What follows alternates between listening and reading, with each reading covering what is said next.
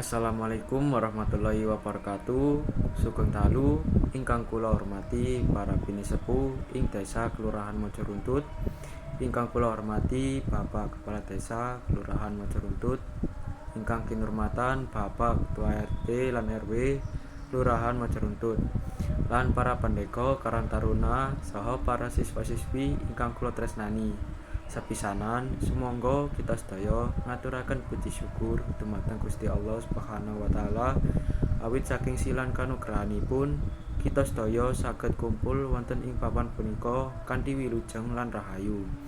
Selawat salam mugi tansah katuraken dumateng Kanjeng Nabi Muhammad sallallahu alaihi wasallam. Mugi kita sedaya pikantuk syafaatipun.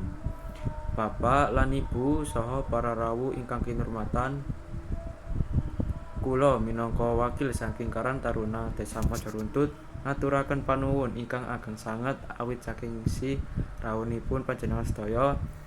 Rawuhipun panjenengan minangka dukungan ingkang wigati tumrap kalancaran kegiatan sekolah ingkang badhe kaleksanan. Wonten ing kalodhangan menika, para siswa saged langkung semangat anggenipun sinau, saged nambah kawruh saha dados generasi enom ingkang pinter, budi pekerti luhur lan migunani tumrap bangsa lan negara. Kula nyuwun pangestu saha dukungan saking panjenengan sedaya supados kegiatan sekolah menika saged lumampah kanthi lancar lan kasil. Menawi wonten lepat ing atur kula nyuwun agunging pangapunten. Mekaten atur saking kula, matur nuwun. Wassalamualaikum warahmatullahi wabarakatuh.